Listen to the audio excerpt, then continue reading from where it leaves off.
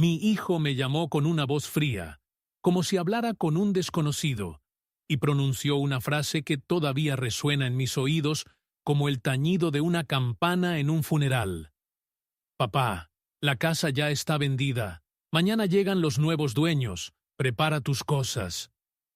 En ese momento yo estaba sentado en el sillón junto a la ventana, tomando mi café de la mañana y mirando el jardín, donde los manzanos, plantados por mis propias manos en la juventud, florecían como nubes blancas, y el perfume me recordaba a mi esposa, que siempre amó arrancar las primeras manzanas, frotarlas hasta que brillaran y reír diciendo que en ellas se guardaba el espíritu de nuestra familia.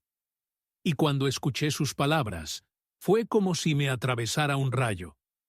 Apreté la taza con tanta fuerza que se resquebrajó. El café hirviendo me quemó la palma, pero ni siquiera sentí el dolor, porque el verdadero dolor estaba adentro, más profundo, más fuerte que cualquier herida en la piel.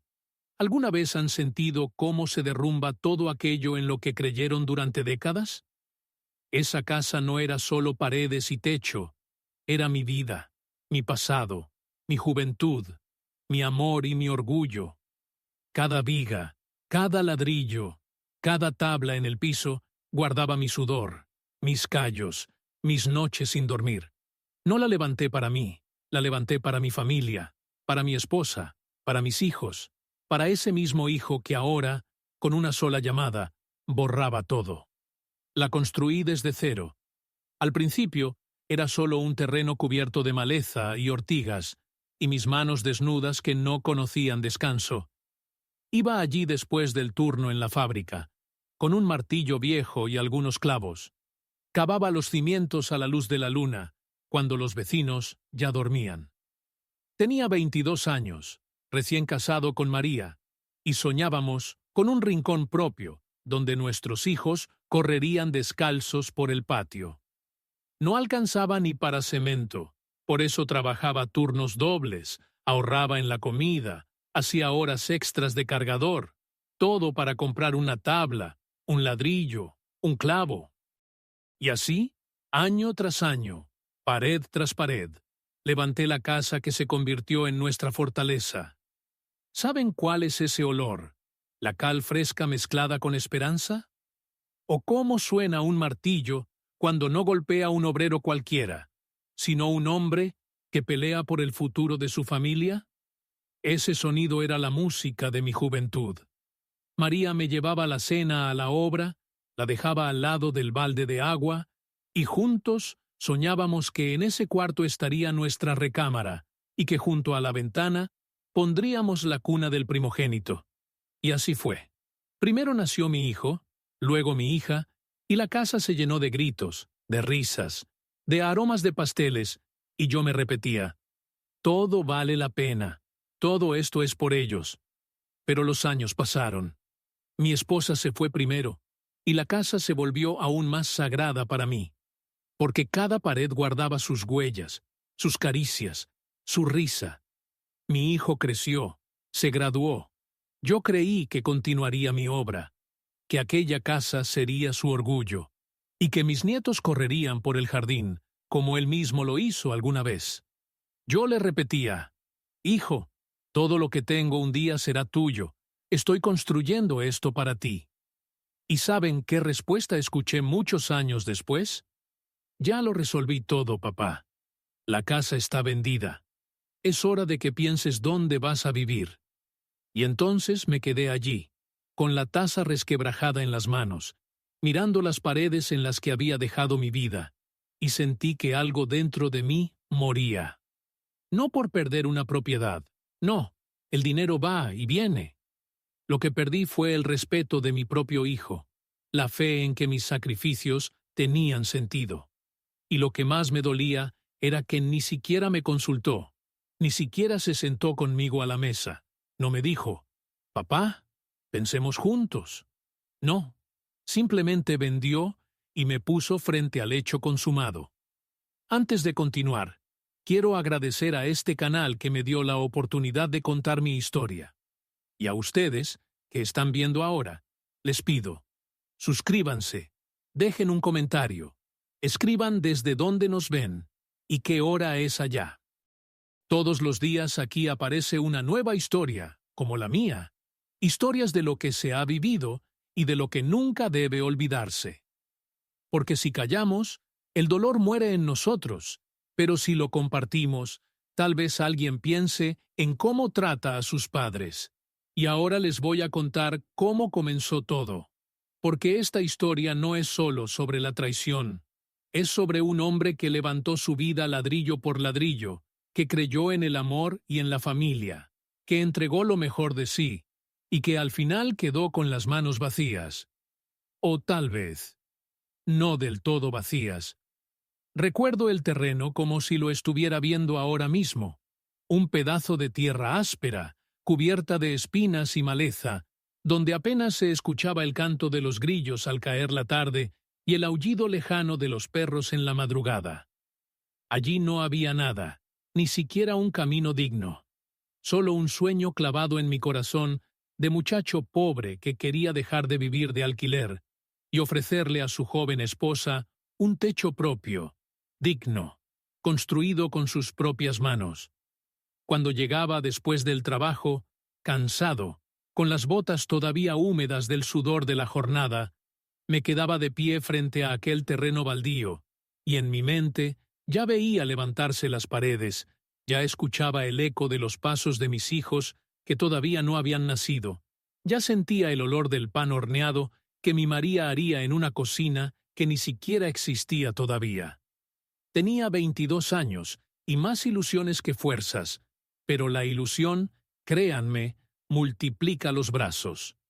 Durante el día cumplía turnos dobles en la fábrica, moviendo piezas de hierro que me cortaban las manos, y por la noche, en lugar de descansar, me iba directo al terreno con una linterna vieja que apenas alumbraba y un par de herramientas prestadas. Cavaba el suelo hasta que la espalda se me partía, cargaba piedras en un costal roto, mezclaba cal y arena en una tina oxidada. Muchos vecinos se reían de mí. Decían que aquello no pasaría de ser un agujero en la tierra. Pero yo no escuchaba burlas. Escuchaba a mi corazón latiendo al compás de cada golpe de pala. Escuchaba la voz de María diciendo que algún día ese lote sería nuestro refugio. El primer ladrillo lo coloqué una madrugada, cuando el cielo apenas comenzaba a teñirse de rosa y el aire olía a rocío fresco. Me arrodillé sobre la tierra húmeda, puse el ladrillo con cuidado, como si estuviera colocando la primera piedra de una iglesia, y juré en silencio que nunca me rendiría hasta ver la casa terminada.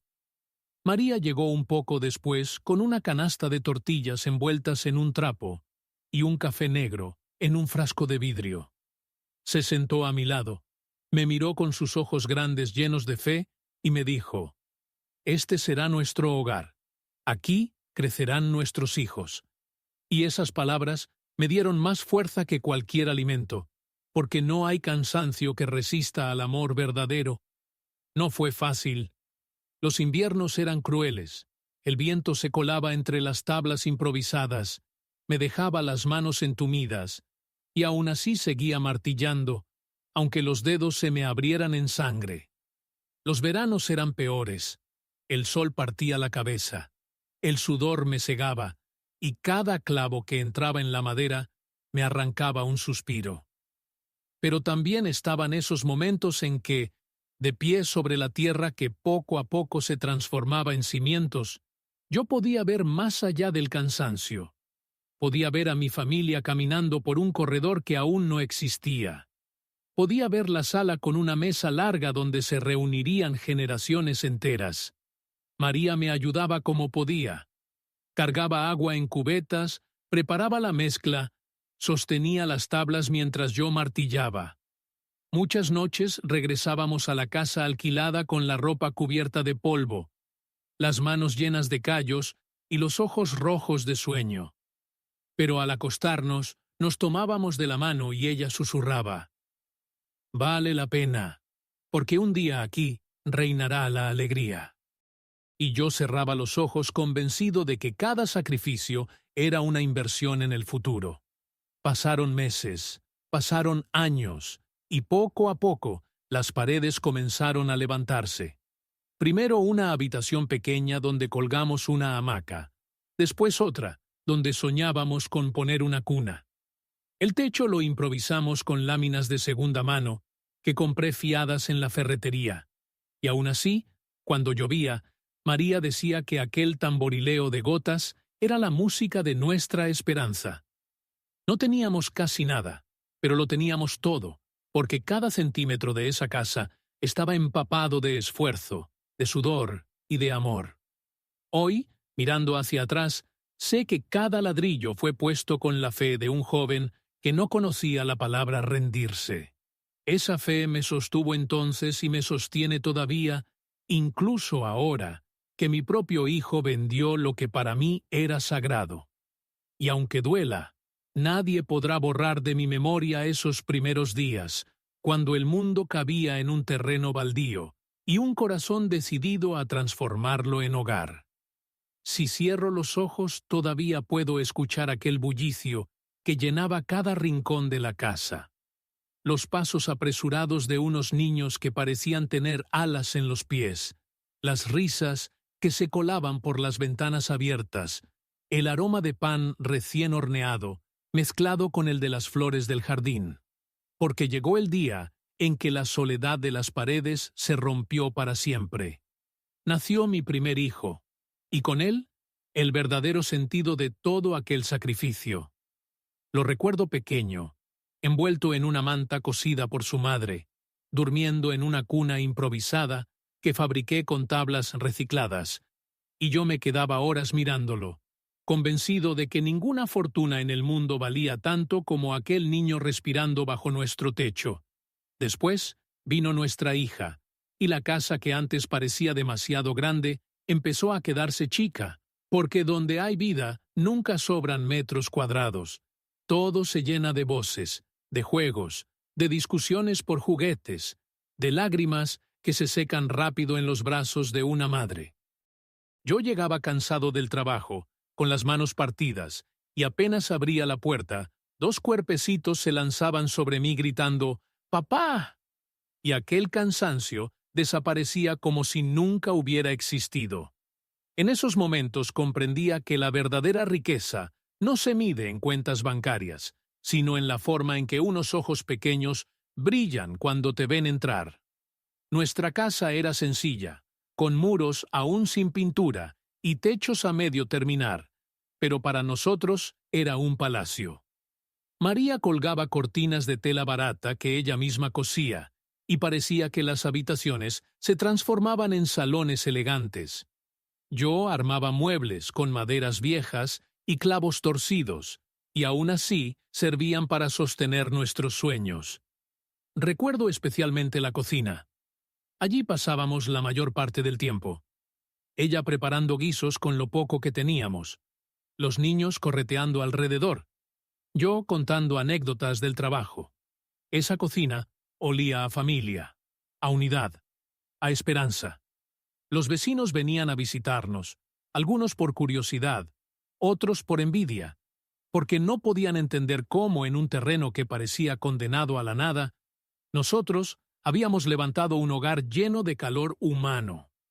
Y yo me sentía orgulloso, no por los ladrillos, sino porque cada visita salía diciendo, en esa casa se respira amor.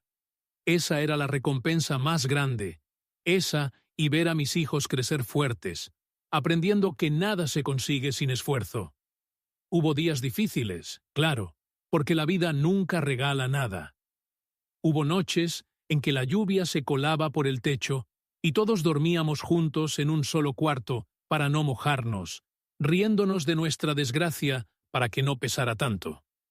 Hubo mañanas en que el pan era escaso, y yo prefería decir que no tenía hambre para que ellos comieran. Pero también hubo domingos de fiesta, cuando abríamos las ventanas y dejábamos entrar la luz, cuando María hacía su famoso estofado y yo tocaba una vieja guitarra desafinada mientras los niños cantaban a coro. Eran momentos pequeños, pero para mí gigantescos, porque allí estaba el verdadero sentido de la vida.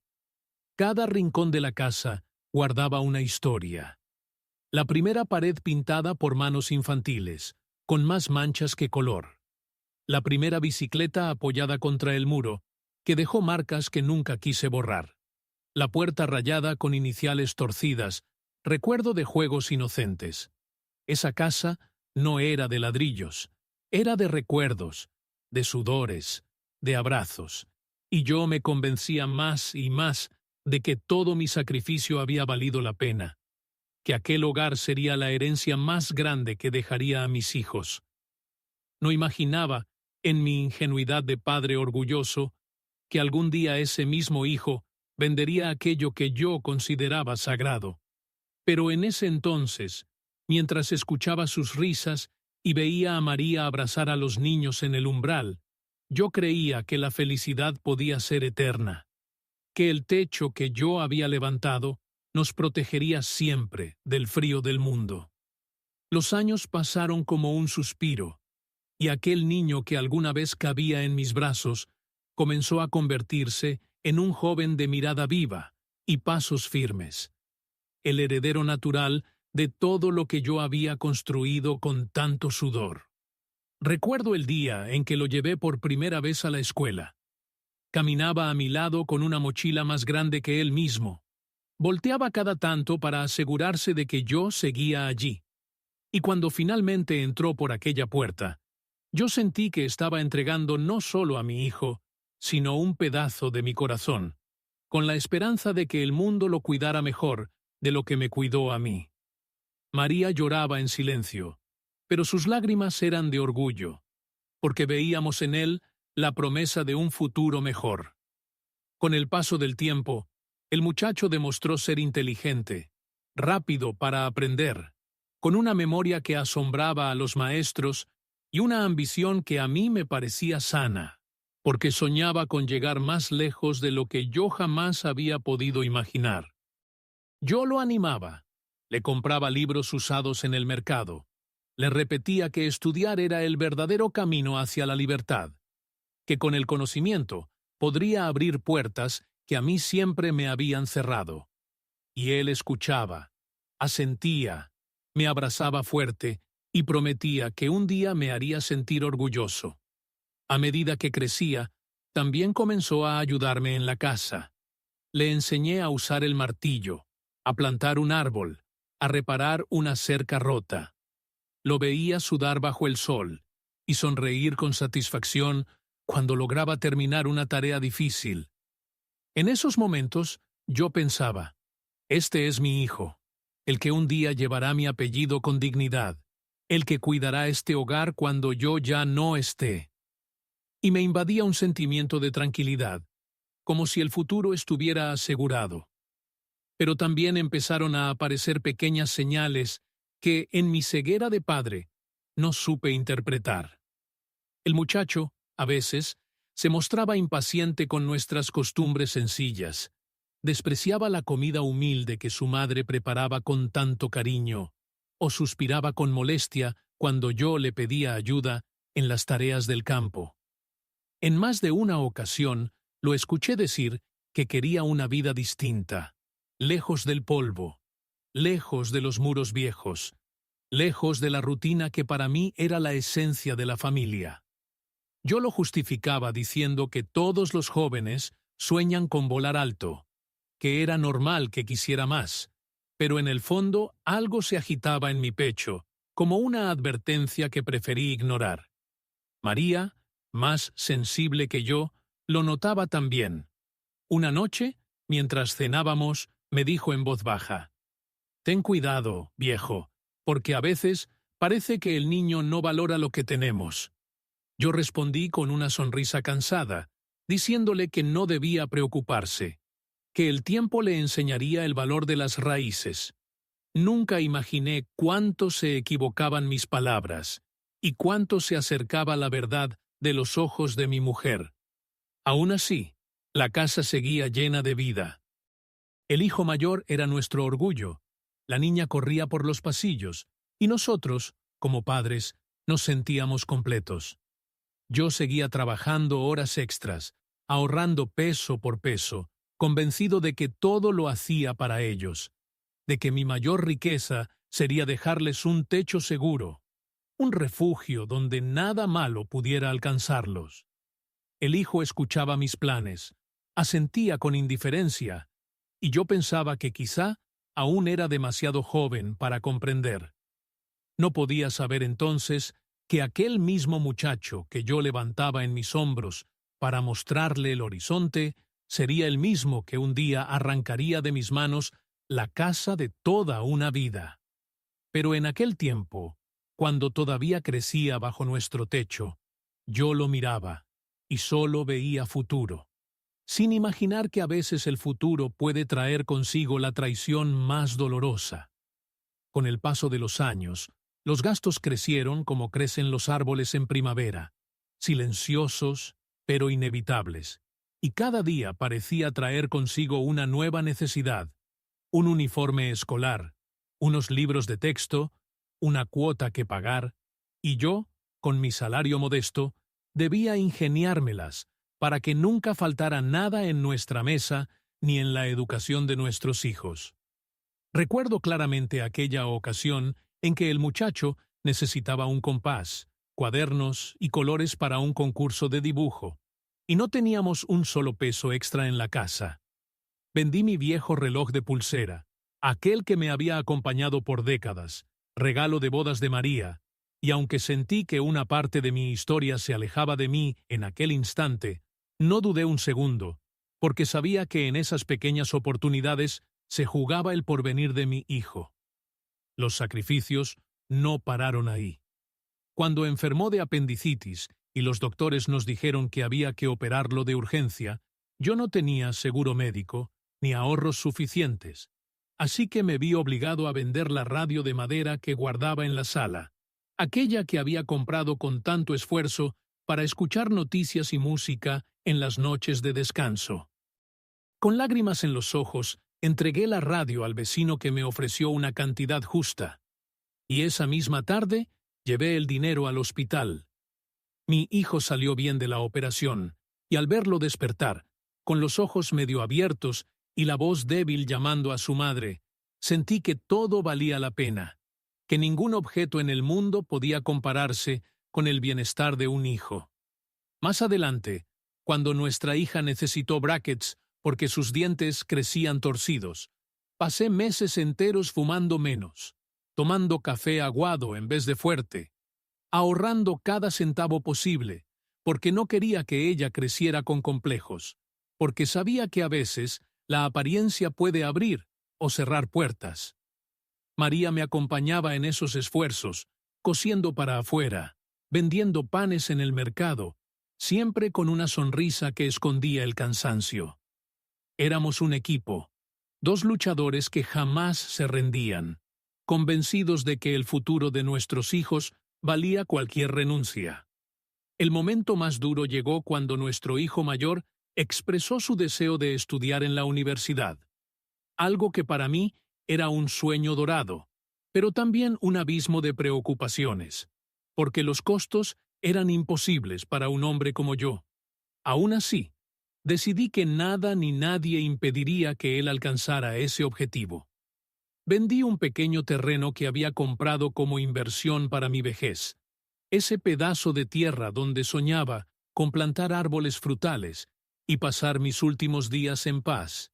Y con ese dinero pagué la matrícula y los primeros semestres. Cuando le entregué el recibo de inscripción, sus ojos brillaron por un instante, aunque enseguida su gesto se volvió serio, como si lo diera por hecho, como si no comprendiera la magnitud de lo que estábamos sacrificando por él. Pero yo no me detenía a pensar en su ingratitud o en su indiferencia. Yo solo veía al muchacho caminando hacia un futuro mejor, un futuro que yo no había tenido, y me sentía orgulloso de ser el puente sobre el cual él cruzaba hacia oportunidades que yo jamás conocí. María, sin embargo, notaba algo distinto.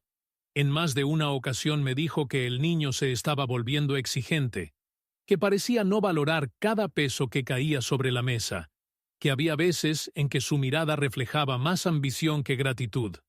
Yo, terco como siempre, le respondía que estaba equivocada, que todos los jóvenes eran así, y que en el fondo él sabría reconocer algún día todo lo que habíamos hecho por él. Nunca imaginé que esa espera se convertiría en un dolor interminable, porque el reconocimiento jamás llegaría. Y en su lugar, solo nos esperaba la traición más amarga.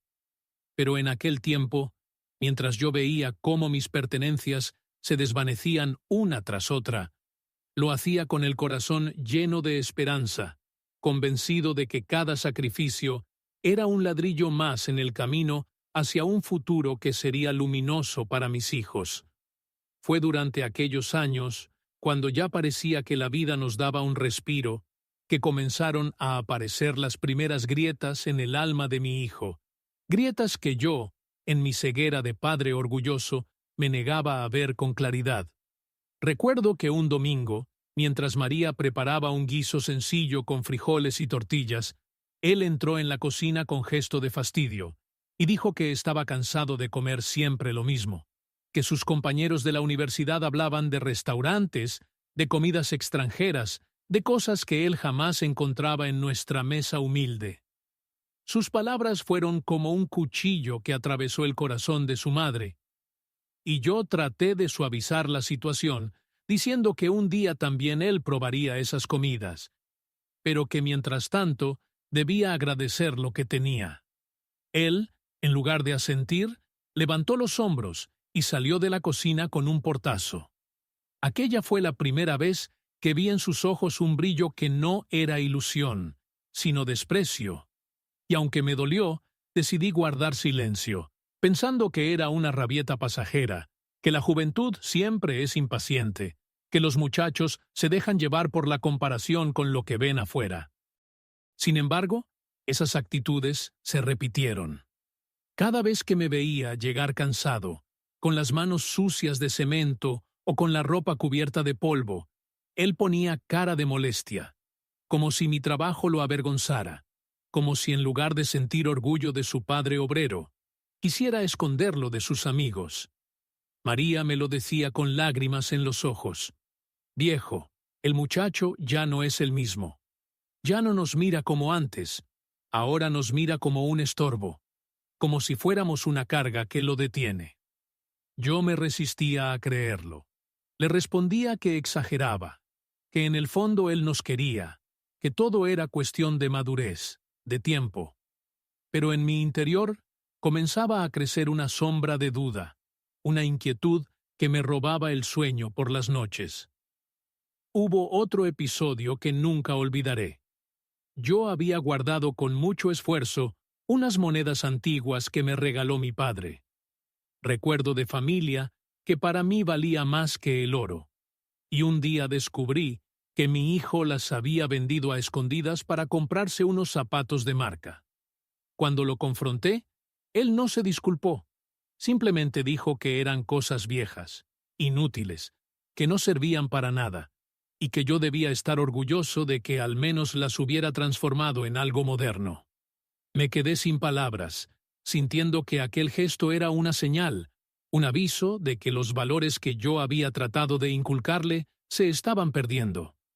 También noté que evitaba invitar a sus compañeros a la casa. Decía que nuestra vivienda era demasiado modesta, que prefería reunirse en cafeterías o en casas ajenas. Yo recordaba el tiempo en que de niño corría orgulloso por los pasillos, mostrando a sus amigos el árbol de manzanas que había plantado conmigo, y me dolía comprobar que ahora ese mismo árbol le daba vergüenza.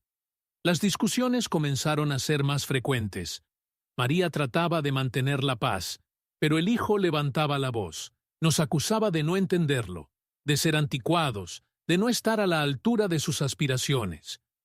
Yo, aunque herido, seguía cediendo, convencido de que todo era parte de su crecimiento, de que tarde o temprano entendería que detrás de cada ladrillo de esa casa había noches de desvelo y sacrificios que él jamás imaginaba.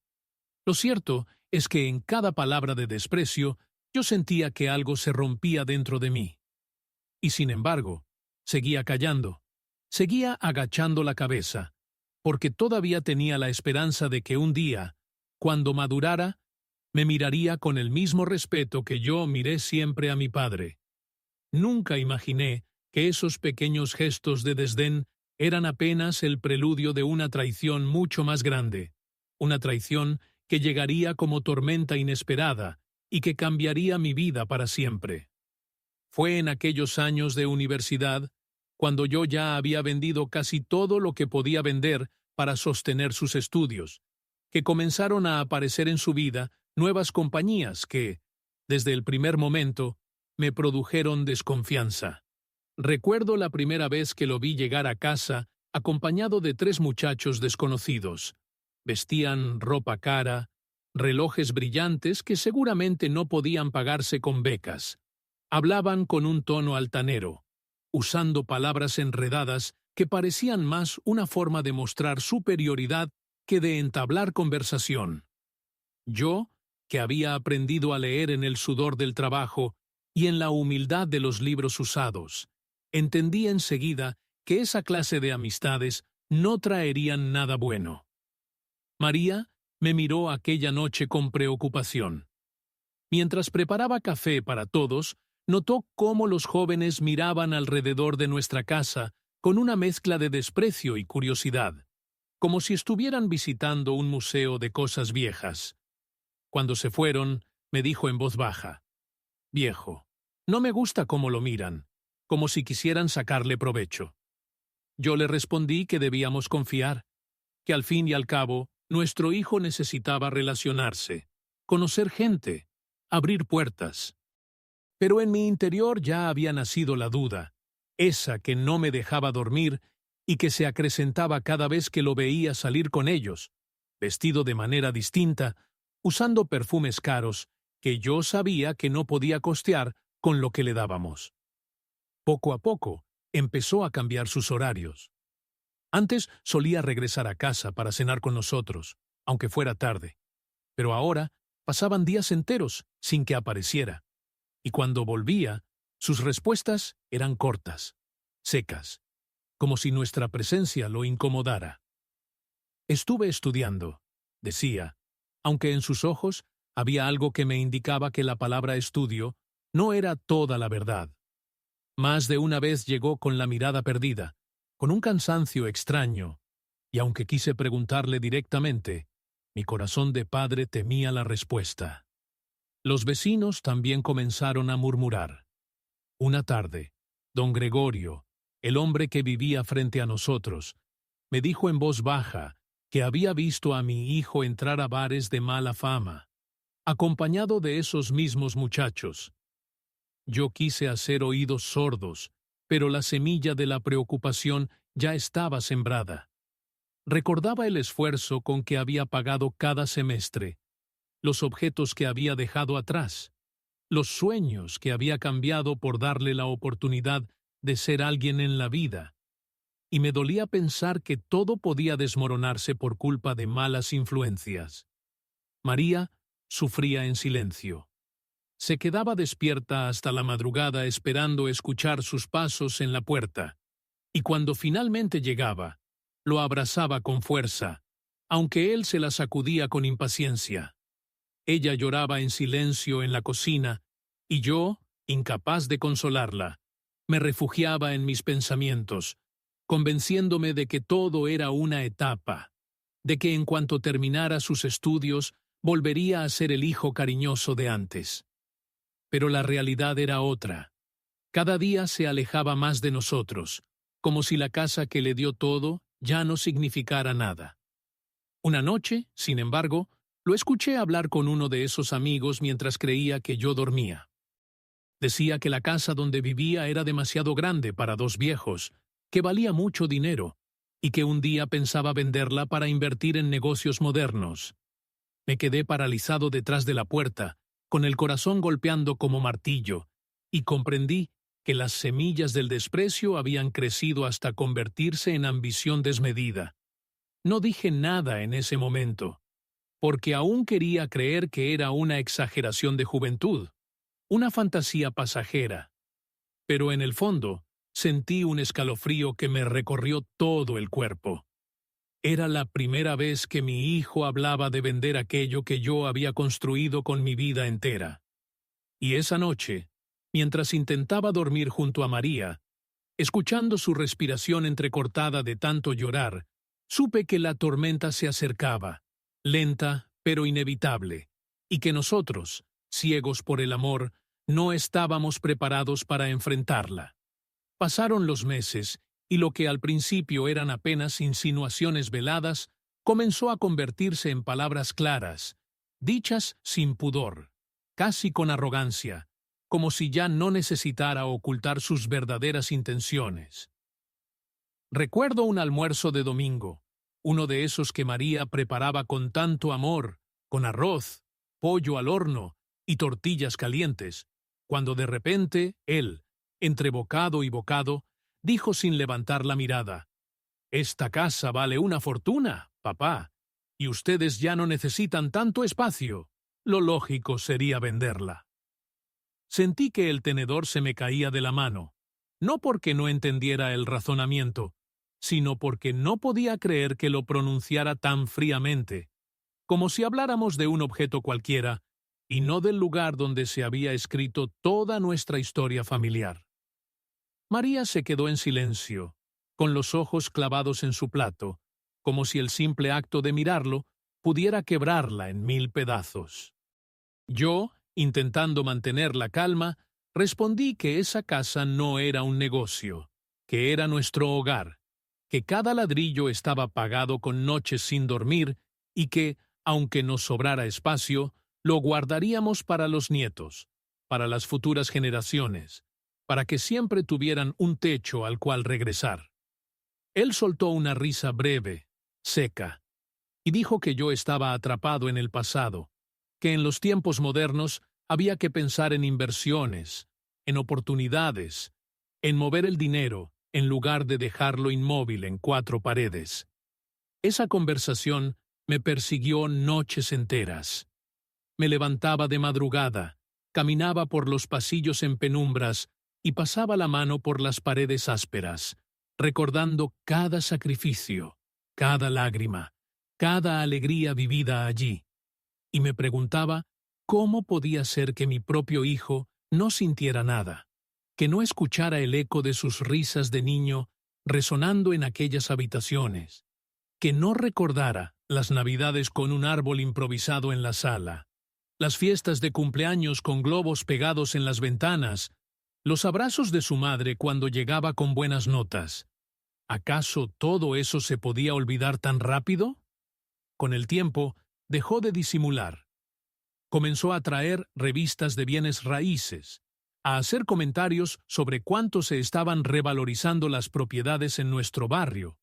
Incluso me enseñaba anuncios de casas modernas, con piscinas y acabados brillantes, como si quisiera tentarme con la idea de cambiar lo que teníamos por un lujo que, para mí, carecía de alma.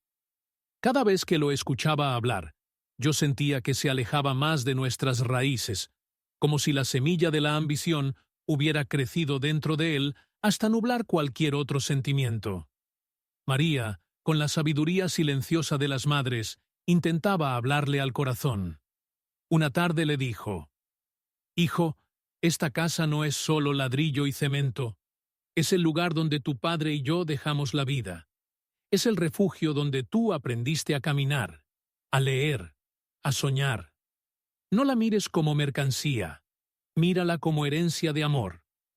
Él, con los ojos fríos, respondió que el amor no pagaba facturas, que lo que necesitaba era capital para progresar, y que algún día lo agradeceríamos.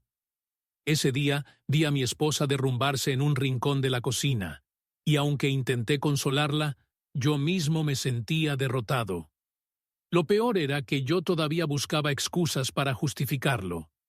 Me repetía que era joven, que estaba cegado por el mundo moderno, que necesitaba experimentar para valorar después lo que tenía. Pero en el fondo sabía que algo esencial se había roto, que aquel hijo al que yo había entregado mis mejores años ya no miraba las cosas con los mismos ojos que yo. Y esa certeza me dolía más que cualquier herida física, porque era la confirmación de que la traición no llegaría de afuera, sino de dentro de mi propio hogar. Esa ambición desvelada, que ya no se ocultaba en palabras sueltas, fue el primer golpe real a mi corazón de padre.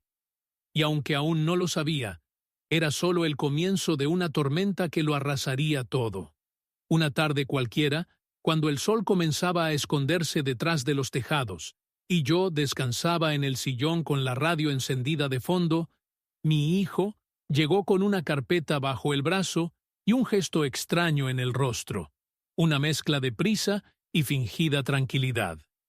Me dijo que había unos documentos que debía firmar, papeles simples, de rutina, relacionados con ajustes administrativos de la casa para evitar problemas futuros.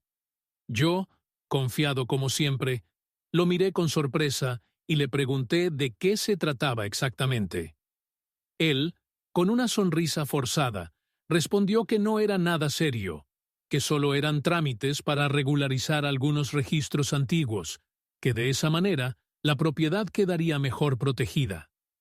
Me senté a la mesa, extendió la carpeta y sacó varias hojas con letras pequeñas que apenas alcanzaba a distinguir. Yo, que toda mi vida había leído balances, facturas y contratos de trabajo con cuidado, aquella tarde me sentí cansado, con la vista nublada, y me limité a confiar en la palabra de mi hijo.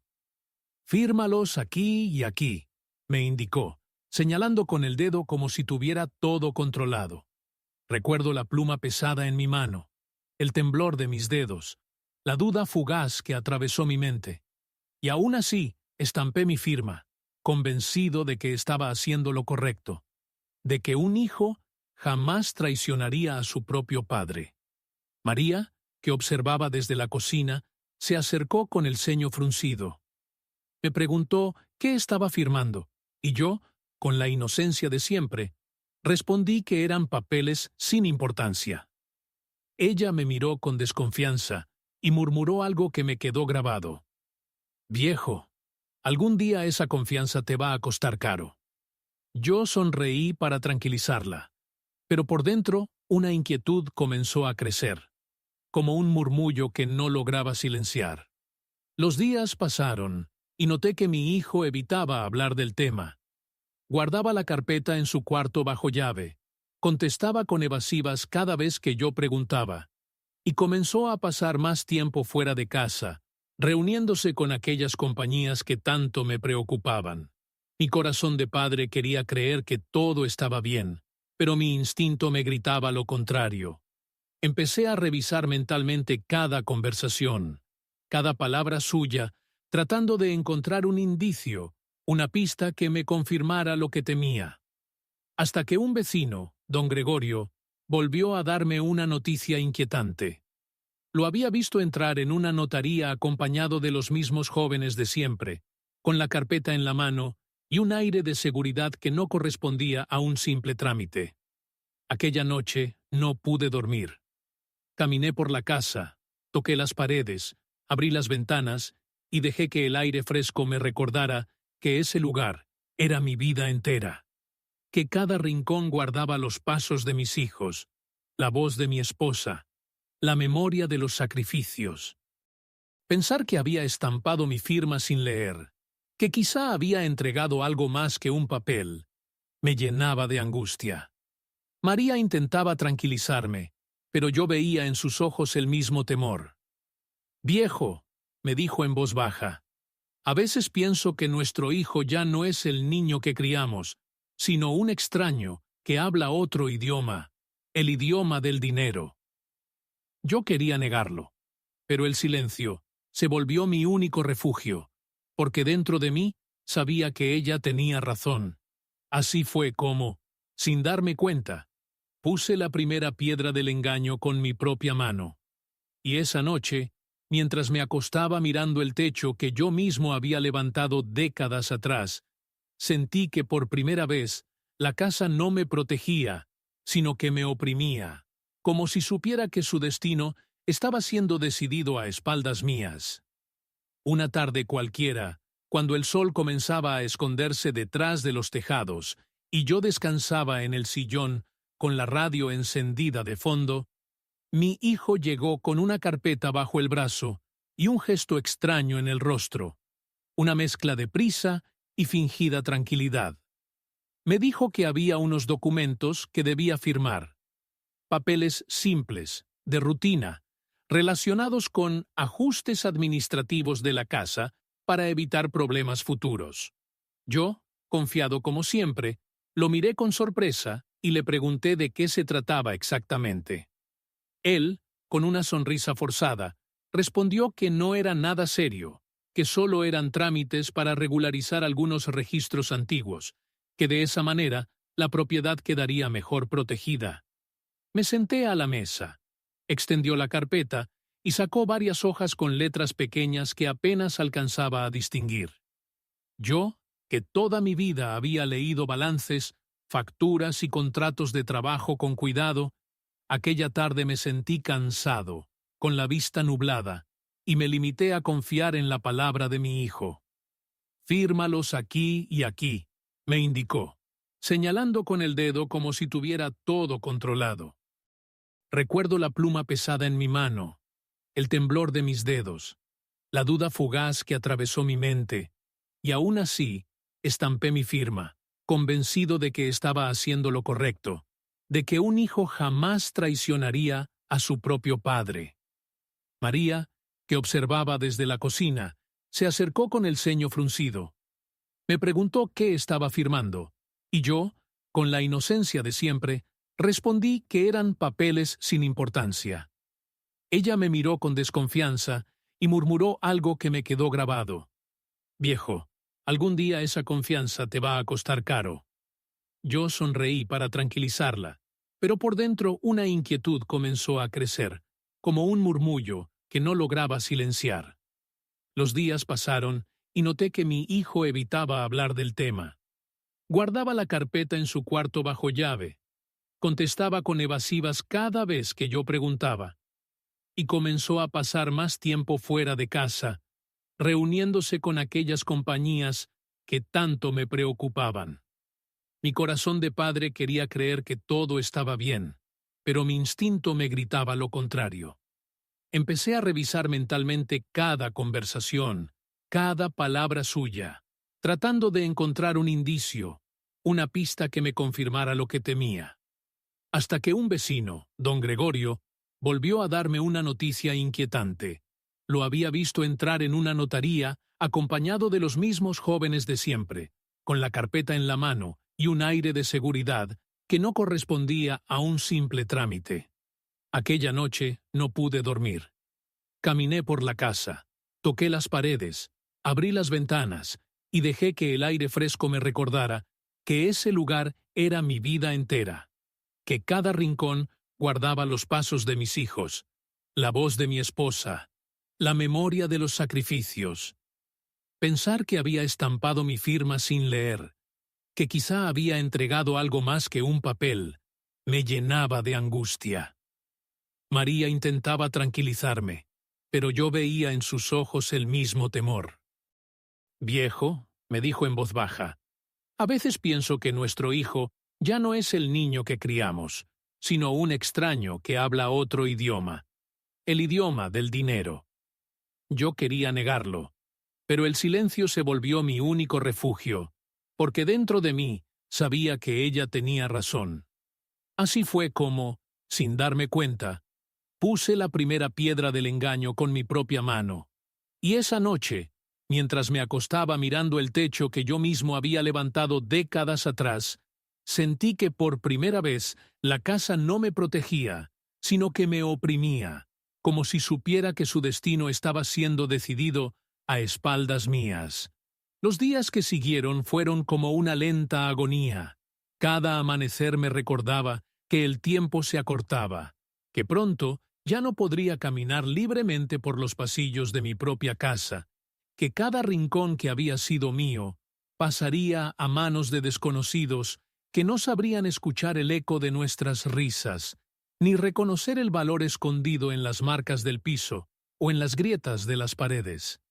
Era como si el reloj, que siempre había marcado con paciencia el paso de los años, de repente se hubiera acelerado y me obligara a vivir con prisa una despedida que yo nunca había querido enfrentar.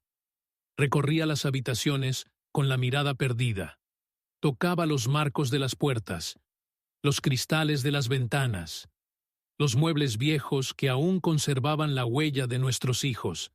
Y cada objeto me contaba una historia. Cada mueble me susurraba un recuerdo. En la sala todavía estaba la mancha en la pared que dejó mi hija cuando, de pequeña, derramó un vaso de jugo mientras reía a carcajadas. En el cuarto principal quedaba el perfume suave de María, como si ella aún me esperara sentada en la cama. En el patio, el manzano que plantamos juntos seguía dando frutos, indiferente al drama humano, como si quisiera recordarme que la vida continúa, aunque el corazón se rompa. El desalojo no había llegado todavía, pero ya lo sentía en el aire, como un visitante indeseado que se aproxima sin detenerse. Cada llamada telefónica, cada carta que llegaba por debajo de la puerta, confirmaba lo inevitable. La casa ya no me pertenecía, y lo único que me quedaba era el derecho de recordar. Y ese derecho lo ejercía con fervor, porque me negaba a dejar que la memoria se borrara junto con las escrituras. María sufría en silencio, caminando detrás de mí como una sombra. Una noche, mientras me veía acariciar las paredes del pasillo, me tomó de la mano y me dijo: «Viejo, tal vez debamos aceptar, no podemos luchar contra todo». Yo la miré con los ojos llenos de lágrimas y respondí: «No es la casa lo que duele, es la traición. No son las paredes, es la sangre que nos dio la espalda». Ella asintió, porque sabía que la herida no estaba en el ladrillo, sino en el corazón. Mi hijo, por su parte, hablaba poco. Se mostraba distante, ocupado, con planes que nunca compartía conmigo. Cuando me atrevía a preguntarle qué pasaría con nosotros, respondía que ya tenía pensado dónde podríamos vivir, en un apartamento más pequeño, cómodo, según él, más adecuado a nuestra edad. Yo lo escuchaba sin responder, porque en mi mente solo cabía una idea. No se trataba de comodidad, se trataba de raíces, de dignidad, de no ser expulsado como un extraño de la obra más grande de mi vida. Los vecinos comenzaron a enterarse. Algunos venían a visitarme con miradas de compasión. Otros me ofrecían ayuda legal, pero yo apenas podía escuchar sus consejos, porque estaba atrapado en mi propio laberinto de recuerdos. Una tarde, don Gregorio, que me conocía desde joven, me dijo: «La casa puede perderse, amigo, pero lo que usted vivió dentro de ella, nadie se lo puede arrebatar». Lo abracé como si me hubiera dado un consuelo verdadero, aunque sabía que esas palabras no calmaban la herida, solo la cubrían momentáneamente. Las noches se volvieron las más crueles. Me sentaba en la cocina, con la luz apagada, escuchando el crujido de la madera, los susurros del viento colándose por las rendijas, y me parecía que la casa misma estaba viva, que sufría conmigo, que me pedía no abandonarla. Y yo, impotente, le prometía en silencio que aunque me arrancaran de sus entrañas, jamás dejaría de llevarla en mi memoria, que cada ladrillo estaría tatuado en mi corazón hasta el último día de mi vida. Así comenzó mi despedida anticipada, no con cajas de mudanza ni camiones en la puerta, sino con la certeza dolorosa de que la verdadera pérdida no se mide en metros cuadrados, sino en la forma en que se rompe el alma cuando un hijo convierte el sacrificio de toda una vida en mercancía. La humillación más grande llegó un sábado por la tarde, cuando todavía trataba de convencerme de que todo aquello era un malentendido y que, de algún modo, las cosas volverían a su cauce. Estaba sentado en la sala, leyendo un periódico viejo que apenas lograba concentrarme en sus letras, cuando escuché el ruido de un motor deteniéndose frente a la casa. Me levanté, miré por la ventana y vi a una pareja elegante, bien vestida, bajando de un automóvil reluciente.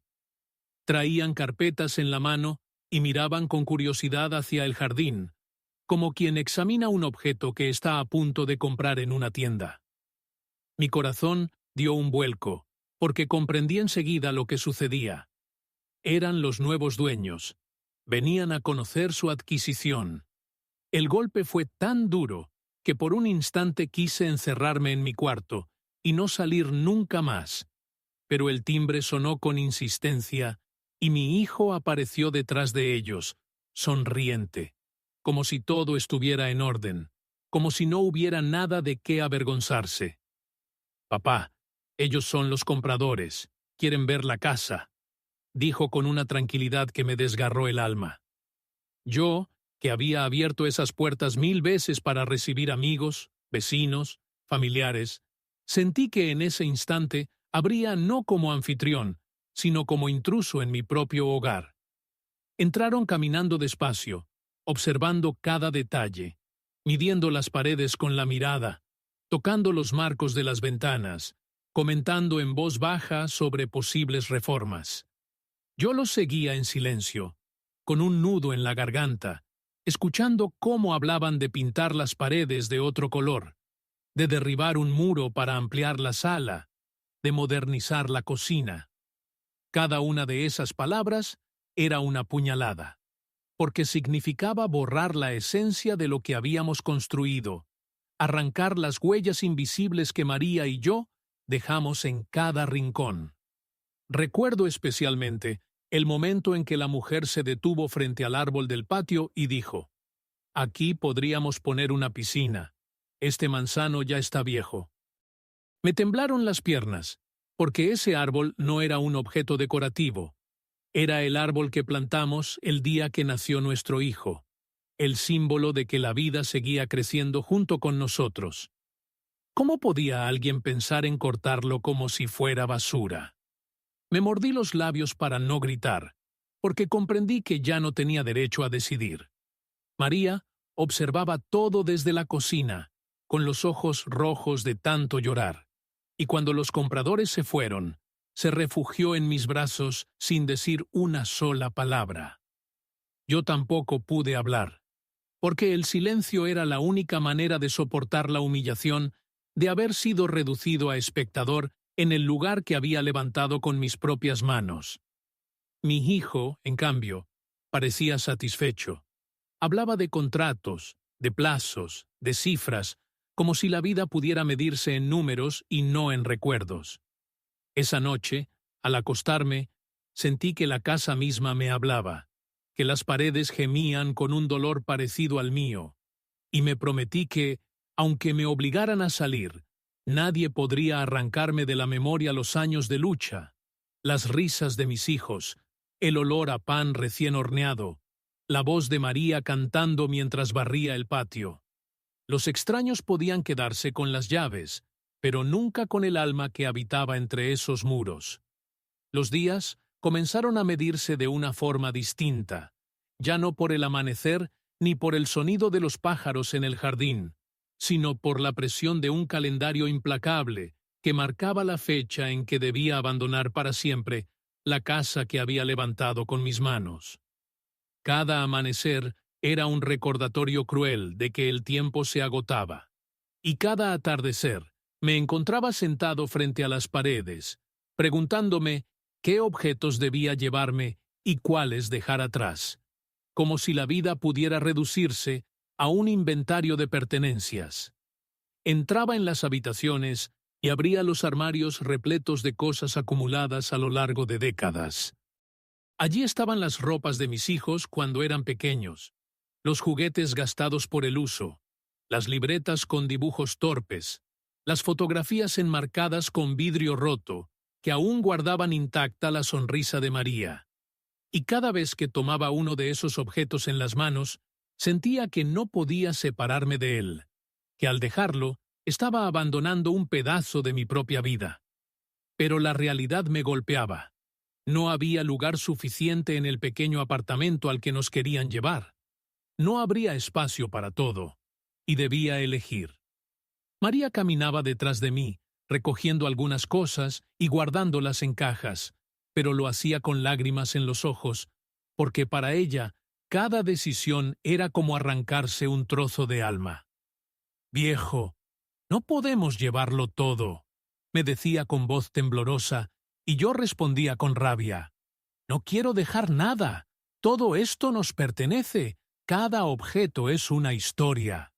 Y entonces nos quedábamos en silencio, porque ambos sabíamos que la realidad no nos daba opción. La presión venía también de mi propio hijo, que insistía en que aceleráramos el proceso, que no podíamos retrasar la entrega, que los nuevos dueños ya estaban ansiosos por mudarse. Sus palabras eran dagas en mi corazón, porque hablaba con la impaciencia de quien no entiende que lo que para él era un simple trámite, para nosotros era el final de una vida entera. Yo lo miraba y me preguntaba en qué momento había dejado de ser aquel niño que corría feliz por los pasillos, en qué momento había cambiado la inocencia por la frialdad de los negocios. Las noches se volvieron insoportables. Me sentaba en el suelo de la sala, rodeado de cajas a medio llenar, y pasaba las horas en un vaivén de recuerdos. Cerraba los ojos y escuchaba las voces de mis hijos pequeños, los pasos de María en la cocina, las visitas de amigos y vecinos en las fiestas. Abría los ojos y lo único que veía eran paredes desnudas, muebles cubiertos con sábanas, la sombra del vacío que se acercaba. Era como vivir un duelo en vida, una muerte lenta en la que yo mismo era testigo y protagonista. A medida que se acercaba la fecha, comencé a escribir pequeños mensajes en hojas sueltas, cartas dirigidas a nadie y a todos, donde contaba cómo había construido la casa, cómo cada centavo estaba manchado de sudor, cómo cada ladrillo llevaba el nombre de mi familia. Las escondía entre los libros viejos, debajo de las tablas sueltas del piso, en los cajones olvidados, como si quisiera dejar testimonio para que, algún día, alguien descubriera que aquel lugar no era solo una propiedad, sino un santuario de amor y sacrificio. Y así, con el corazón desgarrado y las manos temblorosas, vivía cada día como si fuera el último, contando las horas que me separaban de un final inevitable, porque no hay nada más cruel que saber que pronto tendrás que cerrar una puerta que tú mismo abriste con sueños, y que esa puerta no volverá a abrirse nunca más para ti. La última noche en la casa fue como un velorio silencioso, no de un cuerpo, sino de una vida entera que llegaba a su fin. Desde temprano, el aire se sentía distinto, pesado, como si las paredes mismas supieran que al amanecer todo cambiaría, que los pasos que habían resonado durante décadas serían reemplazados por voces ajenas que no entenderían el valor de lo que allí se había vivido. Yo me negué a acostarme temprano. En lugar de eso, recorrí cada habitación como si quisiera grabar en mi memoria hasta el más mínimo detalle. La grieta en el techo de la sala que siempre prometí reparar y nunca hice. La marca en la puerta donde medíamos la estatura de los niños año tras año. La ventana del cuarto principal, desde donde María saludaba a los vecinos cada mañana. María, cansada y con los ojos enrojecidos, intentó persuadirme de que descansara, pero comprendió que era inútil. Ella también estaba atrapada en sus recuerdos. Doblaba una y otra vez las mismas prendas. Acariciaba los muebles como si pudiera llevárselos en la memoria. Se detenía frente a las fotografías que colgaban en la pared y murmuraba oraciones por los años compartidos bajo ese techo. En un rincón de la cocina se quedó inmóvil durante largos minutos, como si escuchara todavía el bullicio de los hijos alrededor de la mesa, el crujir del pan recién hecho, la voz de su madre que venía a visitarnos con historias antiguas. Yo, en cambio, decidí despedirme a mi manera. Apagué todas las luces y me quedé sentado en el suelo de la sala, iluminado apenas por la luna que entraba por la ventana. Cerré los ojos y dejé que los recuerdos desfilaran como una procesión interminable. La primera noche que dormimos allí con colchones en el suelo, el llanto del hijo recién nacido, la risa de mi hija persiguiendo mariposas en el patio, los cumpleaños con globos colgados de las lámparas, las navidades con un árbol improvisado que apenas alcanzaba 1 metro de altura, pero que brillaba como si fuera de oro. Cada recuerdo era un golpe dulce y cruel al mismo tiempo, porque me hacía revivir la felicidad, y al mismo tiempo me recordaba que al amanecer ya no me pertenecería. En un momento me levanté y caminé hasta el patio. El manzano estaba allí, fuerte y silencioso, como un guardián fiel, que no podía evitar la desgracia que se avecinaba. Lo abracé como se abraza a un hermano, apoyé mi frente en su tronco rugoso y le hablé en voz baja, como si pudiera entenderme. Me voy, pero tú seguirás aquí. Cuida este lugar por mí. Sentí que mis lágrimas caían sobre la tierra, mezclándose con las raíces que yo mismo había plantado, y pensé que quizás, de alguna manera, mi alma quedaría atada para siempre a ese árbol. La noche se alargó interminable. En algún momento escuché los sollozos de María en la habitación, y aunque quise ir a consolarla, me quedé paralizado en la sala, porque yo mismo necesitaba consuelo.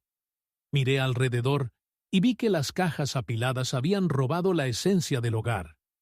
La casa ya no parecía nuestra, sino un espacio vacío, a medio camino entre lo que fue y lo que estaba por ser. Era como estar dentro de un cuerpo que había perdido su alma. Cuando el reloj marcó las 4 de la mañana, comprendí que no dormiría ni un minuto. Me levanté lentamente, recorrí una vez más los pasillos, apagué la radio que aún susurraba una melodía vieja, y me detuve en la puerta principal. Apoyé mi mano sobre la madera, cerré los ojos y susurré una última despedida. Gracias por todo. Porque aunque me arrancaran de ella, aunque mi propio hijo hubiera vendido sus muros como si fueran mercancía barata, yo sabía que la casa había cumplido su promesa. Nos había dado cobijo, nos había dado familia, nos había dado amor. Y así, en medio de la oscuridad, esperando el amanecer que traería consigo el desalojo definitivo, me quedé en silencio, velando los restos de una vida que terminaba, consciente de que esa sería mi última noche en el único lugar que siempre consideré verdaderamente mío. El amanecer de aquel día llegó con un silencio distinto, pesado, como si incluso los pájaros hubieran comprendido que no era una mañana cualquiera, sino la última en la que yo despertaría bajo ese techo que me había visto envejecer. No pegué un ojo en toda la noche, de modo que cuando la primera luz se filtró por las ventanas, ya estaba sentado en la sala, con la mirada fija en las llaves que descansaban sobre la mesa, brillando bajo el resplandor tímido del sol, esas mismas llaves que durante décadas habían abierto y cerrado la puerta de nuestra vida familiar. Ahora, convertidas en símbolo de derrota, debían ser entregadas a manos extrañas que no conocían la historia escrita en cada cerradura. María se levantó despacio, con los ojos hinchados de tanto llorar. Preparó café como de costumbre, aunque ninguno de los dos tenía apetito. Nos sentamos frente a frente, y en ese silencio compartido sentí que no necesitábamos palabras. Sabíamos que aquel era nuestro último desayuno en la casa. Ella acarició las llaves con ternura, como si fueran un ser vivo, y murmuró: «Ojalá pudieran hablar, contar todo lo que vieron». Y yo pensé que, si pudieran, su testimonio haría llorar hasta al más duro de los hombres. El ruido de un automóvil rompiendo la calma nos anunció la llegada inevitable. Por la ventana vi descender a los nuevos dueños, sonrientes, con carpetas en la mano, acompañados por mi hijo, que los saludaba con entusiasmo como si todo aquello fuera motivo de celebración. Mi corazón se encogió, porque mientras yo veía un funeral, él parecía estar asistiendo a una fiesta. Respiré hondo, me levanté con esfuerzo y tomé las llaves con la mano temblorosa. Cuando abrí la puerta, ellos entraron con paso seguro, recorriendo la casa como si ya fuera suya, y tal vez lo era en los papeles, pero en mi corazón seguía perteneciendo a nosotros. La mujer felicitó a mi hijo por el excelente negocio. El hombre comentó que harían algunas reformas para modernizar los espacios, y yo me quedé de pie, en silencio, con las llaves apretadas en la palma, resistiéndome a entregarlas. Fue entonces cuando mi hijo, con impaciencia en la voz, me dijo: «Papá, ya es hora, dáselas». Esa frase me atravesó como un rayo, porque no era solo una orden práctica, era la confirmación de que para él yo ya no era dueño de nada, ni siquiera de mi propia voluntad. Alargué la mano despacio, como quien ofrece un pedazo de su propia carne, y dejé caer las llaves en la palma del comprador. El sonido metálico al chocar contra sus dedos fue como un golpe seco en mi pecho, un eco que me acompañará hasta el final de mis días. María, incapaz de soportar la escena, se retiró a la cocina para llorar en silencio. Yo me quedé allí, viendo cómo los extraños miraban alrededor con ojos de cálculo, midiendo cada pared, proyectando sus planes sobre los restos de nuestra vida. Mi hijo, satisfecho, hablaba de cifras, de pagos, de plazos, mientras yo me hundía en un silencio cada vez más espeso. No quise discutir, no quise gritar, porque comprendí que nada devolvería lo perdido. Solo me quedaba la dignidad de mi silencio y la certeza de que, aunque las llaves cambiaran de manos, la verdadera esencia de la casa seguiría conmigo, grabada en la memoria, en el corazón, en las arrugas de mis manos que habían colocado cada ladrillo. Y así, con un gesto tan simple como entregar unas llaves, se cerró un capítulo de mi vida. No hubo discursos ni despedidas formales, solo el ruido del metal y el vacío inmenso que se abrió dentro de mí. A partir de ese momento, ya no era dueño de la casa. Era apenas un invitado obligado a marcharse, un fantasma que pronto sería expulsado por completo. El día de la mudanza amaneció gris, con un cielo cubierto que parecía reflejar exactamente lo que sentíamos por dentro. La brisa fresca de la mañana no trajo alivio, sino un escalofrío que recorrió mi espalda al recordar que aquella sería la última vez que abriría la puerta para salir con mis pertenencias, no como vecino orgulloso, sino como desterrado de mi propio hogar. Las cajas estaban apiladas en la sala, unas pocas, porque aunque la casa estaba llena de recuerdos, apenas pudimos elegir lo imprescindible.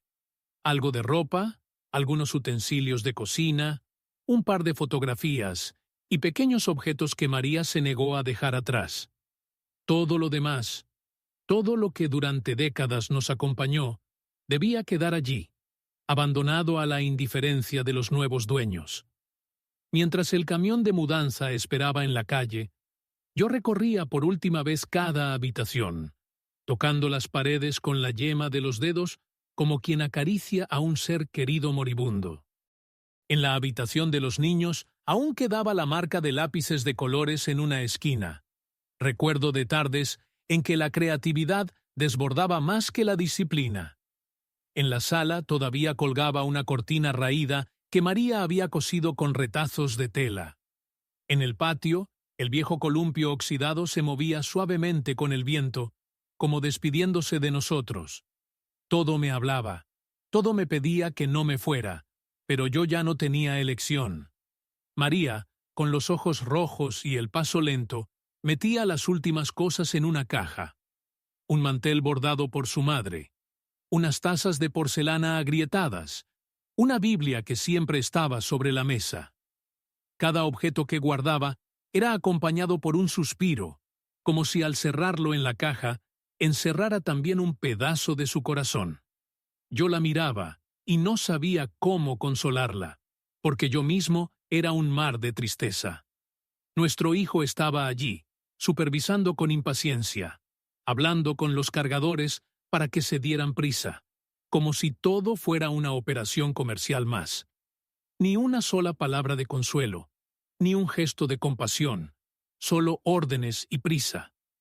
En un momento me acerqué y le dije con voz firme: «Lo que nos llevamos no cabe en cajas, hijo, porque lo esencial no se puede empacar». Él me miró con indiferencia, encogiéndose de hombros, y siguió hablando por teléfono sobre transferencias y firmas. Esa frialdad me dolió más que la pérdida de las paredes. Cuando llegó el momento de subir al camión, me detuve en la puerta y miré hacia atrás. El sol tímido entraba por las ventanas, iluminando el polvo suspendido en el aire, como si fueran partículas de oro. Por un instante, quise creer que la casa me pedía que me quedara, que cerrara la puerta y no la entregara nunca. Pero la realidad era otra. Ya no me pertenecía. Y quedarme sería un acto inútil de rebeldía contra un destino sellado. Subimos al camión en silencio. María apretaba entre sus brazos una caja pequeña donde llevaba las fotos de familia y algunos objetos personales. Yo no llevé nada en las manos, porque lo único que quería guardar estaba dentro de mí, en la memoria. A medida que el vehículo arrancaba, sentí como cada metro que nos alejaba de la casa era como un desgarrón en el alma. Miré por la ventanilla hasta que el tejado desapareció de mi vista, y entonces cerré los ojos, porque ya no soportaba ver cómo mi vida quedaba atrás. Esa fue la partida forzada, no hacia una nueva vida llena de esperanza, sino hacia una incertidumbre amarga, hacia un futuro que yo no había elegido. Y aunque el camión nos llevaba físicamente, supe que mi corazón seguía allí, entre las paredes de la casa, que nunca debió dejar de ser nuestra. Cuando el camión se detuvo frente al edificio donde íbamos a vivir, sentí un vacío en el estómago, no por hambre, sino por esa sensación de haber caído de golpe de una montaña alta a un valle estrecho y sombrío. El edificio era gris, de muros fríos, con ventanas pequeñas que parecían más ojos cansados que miradas abiertas al mundo. Nada tenía que ver con la amplitud de nuestra casa, con su patio lleno de vida, con la calidez de las paredes que parecían abrazarnos incluso en las noches más duras del invierno. Allí, frente a aquel bloque de cemento, comprendí que el destino no siempre ofrece refugios. A veces, solo ofrece cajas donde sobrevivir. Subimos las escaleras despacio, cargando las pocas pertenencias que habíamos salvado. El pasillo olía a humedad y a pintura vieja. Los pasos retumbaban con un eco triste, y al abrir la puerta del nuevo apartamento, un golpe de aire denso me recibió como si quisiera recordarme que aquello no era un hogar, sino un espacio vacío al que habría que aprender a acostumbrarse. María entró en silencio, recorrió con la mirada el lugar y dejó la caja sobre el suelo, como si el peso no estuviera en lo que llevaba, sino en lo que había dejado atrás. El apartamento tenía apenas 2 cuartos pequeños, una cocina estrecha y una sala donde apenas cabían nuestras cajas. Las paredes blancas parecían impersonales, sin historia, sin huellas de risas ni de lágrimas, sin marcas de manos infantiles, ni retratos colgados que hablaran de una familia. Yo me senté en una silla vieja que trajimos y sentí que todo el espacio me era ajeno, que no había raíces allí, que aunque pasaran los años, nunca podría sentirlo como mío. María trató de ordenar algunas cosas, puso la Biblia sobre una repisa, colgó una cortina improvisada en la ventana y encendió una vela para dar algo de calidez. Pero su mirada delataba la tristeza, porque sabía que por más esfuerzo que hiciera, no podía transformar aquellas paredes en el hogar que habíamos perdido. Se acercó a mí, me tomó la mano y dijo en voz baja: «Viejo, mientras estemos juntos, seguiremos adelante». Yo asentí, aunque en mi interior Una voz amarga repetía que había cosas que no se podían reemplazar, que un techo no es un hogar, sino guarda la memoria de una vida entera. El silencio en aquel lugar era distinto. No era el silencio sereno de nuestra casa en las noches tranquilas, sino un silencio pesado, lleno de soledad. Miré por la ventana y vi edificios idénticos, todos alineados como soldados sin alma, y comprendí que allí nadie se conocería por nombre, que los vecinos serían sombras que entran y salen sin saludarse, que no habría el calor del barrio, donde todos sabían quién eras y cómo habías luchado para levantar tu casa. Esa primera noche en el nuevo techo fue de insomnio. Me acosté en un colchón duro, escuchando los ruidos de otros apartamentos, voces apagadas, televisores encendidos, puertas que se cerraban. Todo era extraño, todo me resultaba ajeno. Y aunque traté de cerrar los ojos, mi mente volvía una y otra vez al patio de la casa, al manzano, al olor de la tierra mojada después de la lluvia, al eco de las risas de mis hijos cuando eran pequeños. Sentí que mi corazón seguía allá, atrapado en un lugar del que ya no era dueño, y que yo me había convertido en un extranjero en el presente, prisionero de mis recuerdos. Ese fue el inicio de una nueva etapa, no elegida, no deseada, pero impuesta por la ambición de un hijo. Y aunque intenté convencerme de que debíamos adaptarnos, en mi interior sabía que aquel apartamento jamás podría ser un hogar, porque un hogar no se mide en metros cuadrados, sino en las raíces que se hunden en cada ladrillo. Y esas raíces habían quedado atrás, enterradas en la tierra que ahora pertenecía a otros. Los primeros días en aquel apartamento se sintieron como un encierro, no por falta de espacio, sino por falta de alma. Las paredes blancas, sin marcas, sin recuerdos, me miraban con indiferencia, como si me recordaran cada minuto que yo era un extraño allí. Ya no estaba el murmullo del viento atravesando los árboles del patio, ni el canto de los pájaros al amanecer, ni el crujido de la madera vieja en las noches silenciosas. Todo era uniforme, apagado, sin historia, como si el tiempo no hubiera pasado nunca por aquel lugar. Y en esa monotonía, la soledad se volvía insoportable, porque aunque María estuviera conmigo, yo sentía que me faltaba algo esencial, la compañía invisible de los recuerdos. Por las tardes me sentaba junto a la ventana a mirar los edificios vecinos, todos iguales, como si hubieran sido fabricados en serie, sin personalidad ni carácter. Veía a la gente pasar rápido, cada uno encerrado en su propio mundo, sin saludar, sin detenerse, y me preguntaba cómo era posible vivir tantos años sin saber quién estaba al otro lado de la pared. Extrañaba el barrio, donde cada vecino conocía mi nombre, donde un saludo bastaba para sentirse acompañado, donde la vida estaba hecha de gestos sencillos. Aquí, en cambio, éramos sombras que se cruzaban en los pasillos sin mirarse. María intentaba mantener la esperanza. Cocinaba lo poco que teníamos y trataba de llenar el apartamento con aromas familiares, pero incluso el olor de los guisos parecía perderse en ese aire denso, sin encontrar paredes que lo abrazaran.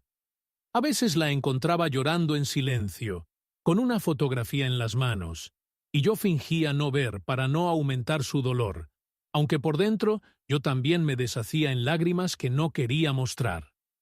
Las noches eran peores. El ruido de los televisores ajenos se filtraba por las paredes, voces desconocidas que me impedían dormir, y yo me quedaba despierto recordando la paz de nuestra casa, donde el único sonido era el del viento entre las hojas del manzano y el crujir de los muebles viejos. Cerraba los ojos y veía la imagen de mis hijos corriendo por el patio, la figura de María joven, con su delantal, llamándonos a cenar, y cuando los abría, lo único que tenía frente a mí era un techo bajo y paredes impersonales.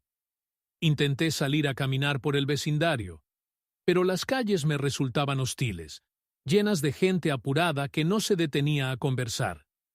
En el mercado, nadie me conocía. Nadie me preguntaba cómo estaba. Nadie recordaba los años de trabajo que me habían dado un lugar en la comunidad. Era como empezar de cero, pero en la vejez, sin fuerzas, sin ilusiones, con la amarga certeza de que lo que había perdido no podía recuperarse. Lo más doloroso era sentir que ya no tenía un refugio verdadero. El apartamento era un espacio donde dormir, nada más, un sitio de paso, sin raíces, y yo, que había pasado la vida entera construyendo un hogar ladrillo por ladrillo, sentía que ahora habitaba un vacío, un lugar prestado que nunca podría llamar mío. Así comenzó mi soledad en 4 paredes, rodeado de objetos, acompañado por María, pero con el corazón ausente, porque mi verdadero hogar había quedado atrás, vendido por la ambición de un hijo que no supo valorar lo que significaba un techo donde cada rincón guardaba la historia de una familia. Una tarde, cuando ya habían pasado varias semanas desde nuestra mudanza, y la rutina gris del nuevo apartamento comenzaba a hundirme en una tristeza sin nombre, escuché un golpe suave en la puerta. No esperaba a nadie, porque en aquel edificio nadie nos conocía ni se interesaba por nosotros, de modo que abrí con desconfianza. Para mi sorpresa, allí estaba don Ramón, un vecino de toda la vida, aquel hombre de cabello blanco y paso lento que vivía a 2 calles de nuestra antigua casa y con quien había compartido incontables charlas en las tardes de verano. Al verlo, mi corazón se estremeció, porque era como si de repente el pasado se hubiera presentado en mi puerta, recordándome que aún existían lazos que ni la distancia ni la traición podían romper. «Hermano, tuve que venir a verte», dijo con voz grave, y al entrar, sus ojos recorrieron el apartamento con una mezcla de pena y comprensión. Nos abrazamos largo rato, como se abrazan 2 hombres que han pasado juntos por la misma guerra, y sentí que las lágrimas que tanto había contenido se asomaban a mis ojos. María apareció desde la cocina y también lo recibió con afecto, como si la sola presencia de aquel viejo amigo devolviera un poco de luz a nuestra penumbra. Nos sentamos en la sala, rodeados de cajas que aún no habíamos terminado de desempacar, y don Ramón comenzó a hablar de la casa. Recordaba conmigo las tardes en que me veía trabajar en el jardín, las fiestas improvisadas en el patio, las noches en que sacábamos las sillas a la acera y conversábamos bajo las estrellas. Esa casa no era cualquier cosa, hermano, dijo. Era un símbolo de tu esfuerzo, y todos lo sabíamos. En el barrio siempre se hablaba de ti como ejemplo de lo que significa luchar con dignidad. Sus palabras me atravesaron, porque me demostraban que, aunque ya no era dueño de esas paredes, aún quedaba en la memoria de otros la historia de mi sacrificio. Le conté, con la voz rota, cómo había sido el engaño, cómo mi propio hijo me había puesto los papeles delante y me había hecho firmar sin decirme la verdad. Don Ramón bajó la mirada, guardó silencio unos segundos y luego dijo: «No hay dolor más grande que el de ser traicionado por tu propia sangre, pero que nunca se te olvide esto. La dignidad no se vende, y tú la conservas intacta porque hiciste todo por amor». Esas palabras fueron como un bálsamo, porque me recordaron que aunque había perdido la casa, no había perdido el valor de lo que representaba. María lloraba en silencio, sosteniendo la taza de café entre sus manos temblorosas. Don Ramón le acarició el hombro y le dijo: «No están solos, muchos en el barrio los recuerdan, y saben que lo que pasó no fue culpa suya». Yo asentí, agradecido, porque sentía que al menos la memoria de quienes nos conocieron mantenía viva la verdadera historia, la que no podía borrarse con una escritura de compraventa. Cuando se marchó, me quedé mirando la puerta cerrada y sentí que, por un instante, el apartamento frío se había llenado de calor humano. la visita de aquel vecino me recordó que no todo estaba perdido, que los recuerdos no podían confiscarse, que la dignidad de una vida entregada al trabajo no podía ser arrebatada por la ambición de un hijo. Esa noche dormí un poco más tranquilo, porque comprendí que mientras alguien recordara lo que habíamos construido, nuestra casa seguiría viva, no en las manos de los nuevos dueños, sino en la memoria de quienes fueron testigos de nuestra lucha. Desde que me vi obligado a vivir entre las paredes frías de este apartamento, no he dejado de pensar en la diferencia profunda entre lo que significa tener una casa y lo que significa tener un hogar. Porque una casa puede comprarse con dinero, con contratos, con firmas en un papel, pero un hogar se construye con risas, con sacrificios, con lágrimas y abrazos que se quedan grabados en cada rincón. La casa que yo levanté, ladrillo por ladrillo, era mucho más que un techo. Era el lugar donde mi esposa me esperaba cada tarde, donde mis hijos dieron sus primeros pasos, donde celebramos victorias y lloramos derrotas. Era un refugio contra la dureza del mundo, un espacio que nos recordaba cada día quiénes éramos y por qué luchábamos. Aquí, en cambio, lo que tengo es una casa en el sentido más vacío de la palabra. Paredes impersonales, pasillos sin historia, techos que no guardan ecos de voces queridas. Es un lugar para dormir, nada más. Un sitio de paso que no me reconoce como suyo, donde mi presencia no deja huella. Y en esa frialdad he comprendido que no es el tamaño, ni el precio, ni la modernidad lo que convierte una casa en hogar, sino la vida que se escribe dentro de ella. La traición de mi hijo me enseñó esta lección de la forma más cruel. Para él, la casa era un bien raíz, un activo, un número en la columna de un balance. Nunca la vio como lo que realmente era, un altar de memoria, un testimonio de amor.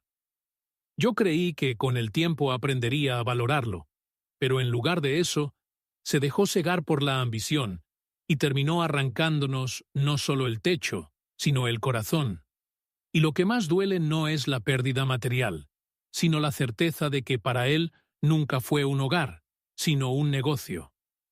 María lo entiende también. A veces, mientras prepara la cena en esta cocina estrecha, suspira y me dice: «Viejo, extraño escuchar el ruido de los niños corriendo por el pasillo». Y yo asiento, porque sé que en este lugar jamás escucharemos ese ruido, que aquí no habrá juegos ni recuerdos compartidos, que lo único que nos acompaña es la sombra de lo que fuimos. Intentamos llenarlo con fotografías, con manteles antiguos, con objetos que trajimos de la casa, pero todo se siente ajeno, como si esos recuerdos fueran pájaros enjaulados que nunca volverán a volar libres. Y sin embargo, en medio de esta tristeza, he descubierto algo que me sostiene. El verdadero hogar no desapareció con la venta de la casa, porque sigue vivo en nosotros, en nuestra memoria, en las historias que todavía puedo contar. Pueden quitarnos las paredes, pero no pueden arrancar de mi alma la imagen de mis hijos jugando, la voz de mi esposa cantando, las noches de invierno junto al fuego. Ese hogar invisible viaja conmigo, aunque este apartamento no lo merezca. Así he aprendido que una casa se hereda en papeles, pero un hogar se hereda en recuerdos. Y aunque mi hijo haya vendido la primera, nunca podrá borrar la segunda, porque mientras mi corazón siga latiendo, allí seguirá existiendo el verdadero hogar que construimos juntos, el único que nadie podrá vender jamás. Con el paso de los días, comprendí que si me quedaba en silencio, todo lo que había construido se desvanecería como polvo arrastrado por el viento. La casa podía haberse perdido, pero lo que representaba debía sobrevivir de alguna forma. Entonces decidí escribir, no con la intención de recuperar lo irrecuperable, sino con la necesidad profunda de dejar constancia, de que alguien, en algún momento, supiera la verdad de nuestra historia. Compré un cuaderno barato en una papelería cercana, de tapas duras y hojas rayadas, y cada noche, cuando el silencio del apartamento se volvía insoportable, me sentaba frente a la mesa y comenzaba a llenar las páginas con mi puño tembloroso. Escribía sobre los días en que levanté los cimientos con las manos desnudas, sobre las noches en que María me llevaba café y pan al terreno vacío, sobre el primer ladrillo colocado al amanecer, sobre la risa de mis hijos jugando en un patio que entonces era apenas un rectángulo de tierra húmeda. Escribía también sobre los sacrificios, el reloj de boda vendido para pagar cuadernos, la radio entregada para cubrir una operación, el terreno perdido para costear la universidad. Cada palabra era un latido, cada recuerdo, un testimonio que no podía desaparecer en el silencio de la ingratitud. María me observaba desde la cocina mientras yo escribía. A veces se acercaba y me acariciaba el hombro y me decía en voz baja: «Hazlo, viejo, porque la memoria es lo único que no pueden quitarnos». Y yo seguía, noche tras noche, hasta que las páginas comenzaron a llenarse de tinta y lágrimas. No buscaba venganza, ni siquiera pretendía que mi hijo leyera algún día esas líneas. Lo que quería era dejar un legado, un recordatorio de que un hogar no se mide por lo que vale en el mercado, sino por lo que significa en el corazón de quienes lo habitan. Con cada palabra escrita, sentía que recuperaba un pedazo de lo perdido. El apartamento frío se transformaba por unas horas en un refugio, porque al invocar los recuerdos, el hogar regresaba a mi mente y se hacía presente de nuevo. Escribir se convirtió en mi manera de resistir, de no dejar que la traición borrara mi verdad. Porque aunque mi hijo me hubiera arrebatado las llaves, yo aún tenía la llave de la memoria, y esa nadie podría arrebatarla jamás. Decidí que ese cuaderno sería mi herencia, más valiosa que cualquier propiedad. Algún día, cuando ya no esté, alguien abrirá esas páginas y sabrá que hubo un hombre que luchó toda su vida para levantar un techo, que lo entregó todo por su familia, y que al final, aunque lo traicionaron, no perdió lo más importante, la dignidad y el amor por lo que construyó. Así nació mi testimonio escrito, no como un grito de dolor, sino como una semilla de verdad, destinada a germinar en los corazones de quienes sepan leerla con compasión. Y mientras tenga fuerzas, seguiré llenando esas páginas, porque sé que en ellas late la verdadera casa que nadie podrá vender nunca.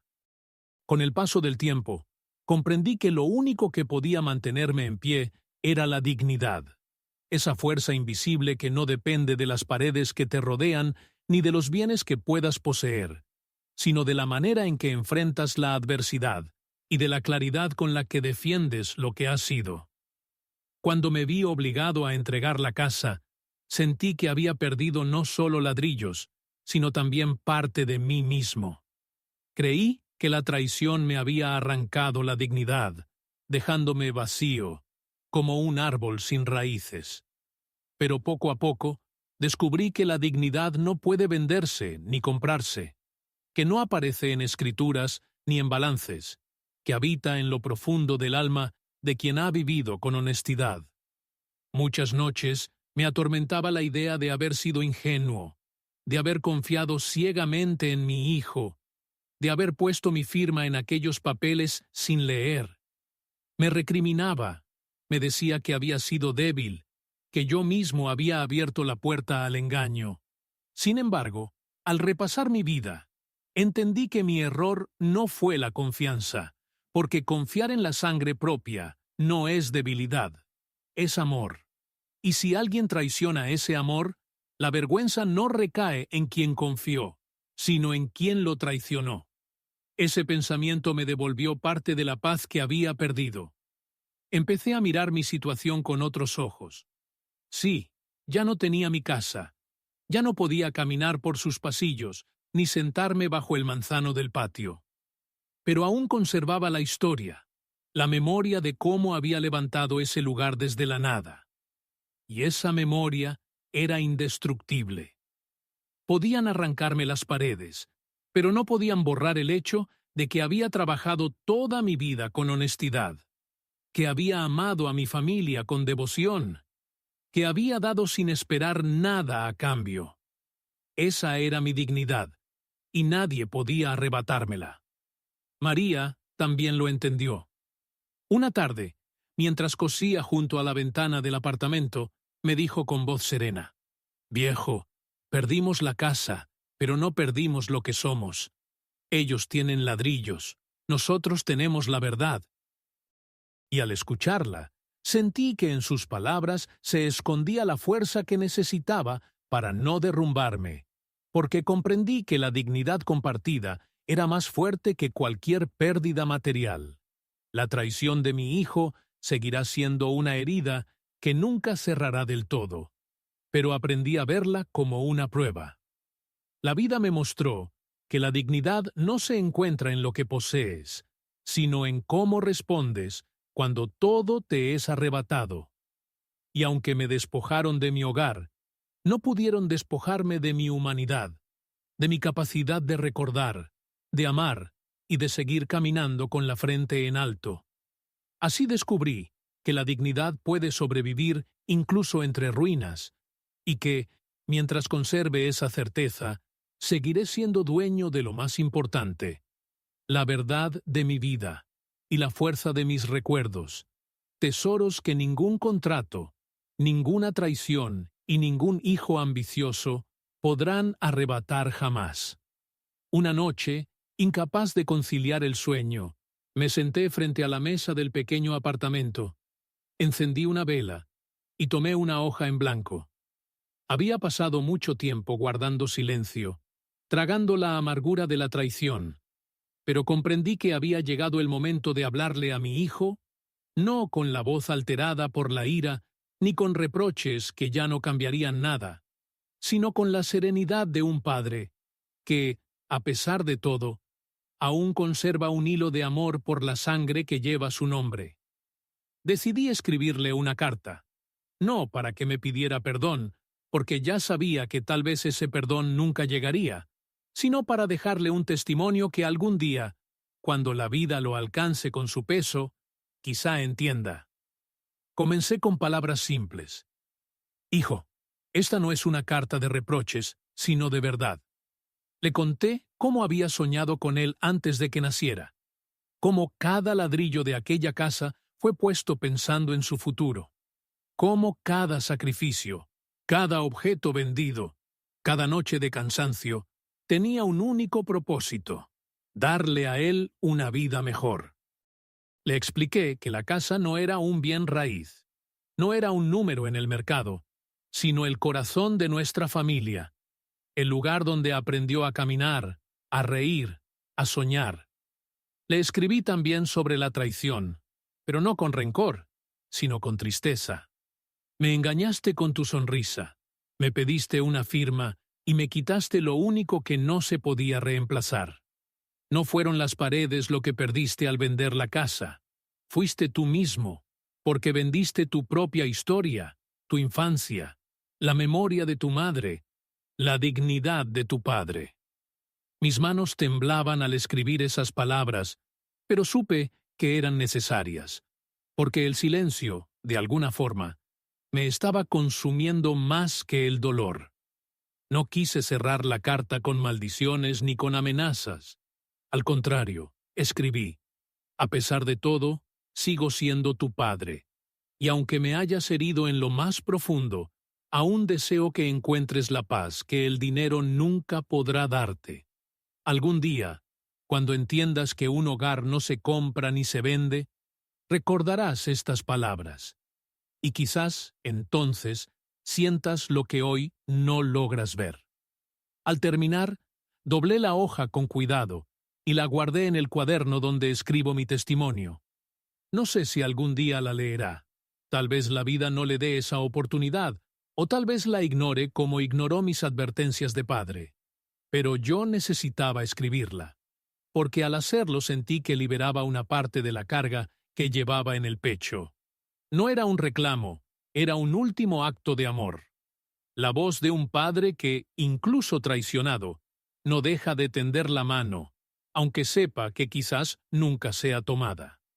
Con el paso de los meses, comprendí que el tiempo, aunque no cura del todo, suaviza los bordes filosos de la herida, y que poco a poco la rabia se convierte en una tristeza más silenciosa, menos abrasadora, como un río que ya no arrasa con todo, pero que sigue fluyendo en lo profundo.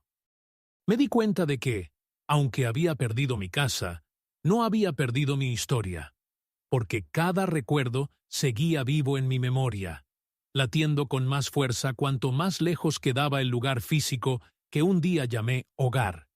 Y en esa conciencia descubrí algo que nunca antes había valorado. La verdadera herencia que podía dejar no eran paredes ni techos, sino la memoria misma, el testimonio de una vida de sacrificios y amor. Pensé mucho en mis hijos y en qué les estaba dejando. El mayor, cegado por la ambición, había convertido mi entrega en mercancía, pero eso no significaba que mi legado hubiera desaparecido.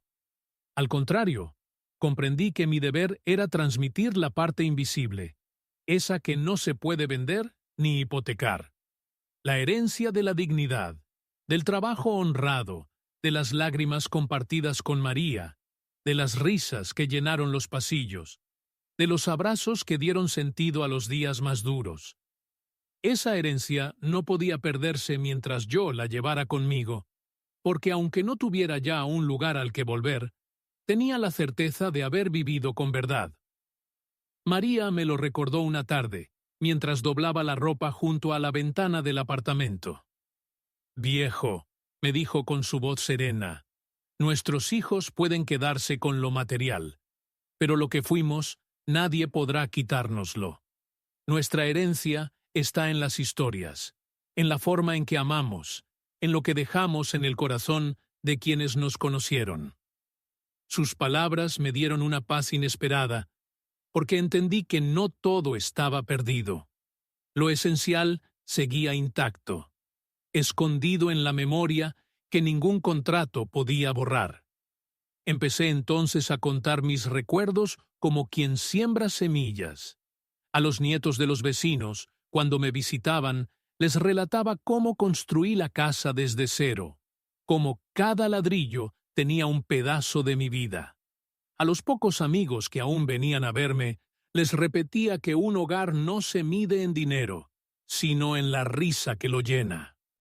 Y mientras lo hacía, sentía que la casa revivía en mis palabras, que seguía existiendo en el aire, aunque ya no me perteneciera en los papeles. Así comprendí que la verdadera herencia no está en lo que se entrega de manos a manos, sino en lo que se transmite de corazón a corazón.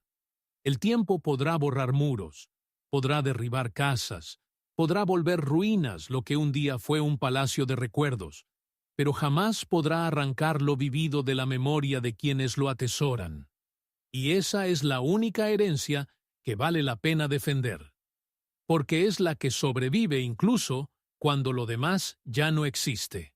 He llegado a un punto en mi vida en que ya no me quedan fuerzas para la rabia, ni espacio para el rencor, porque comprendí que cargar con ellos es prolongar la herida y darle más poder a la traición que sufrí. Hoy, sentado en este apartamento pequeño, rodeado de pocas pertenencias, pero lleno de recuerdos invisibles que me acompañan como viejos amigos, entiendo que lo único que permanece al final no son las casas, ni los objetos, ni siquiera las firmas que intentan decidir sobre nuestro destino, sino la memoria y la capacidad de amar a pesar de las cicatrices. Perdonar a mi hijo no significa olvidar lo que hizo, porque olvidar sería negar mi historia, sería renunciar a la verdad que me duele. Pero he aprendido que el perdón, en este caso, no es un regalo para él, sino un descanso para mí, porque me libera del peso que me ha hundido durante demasiado tiempo.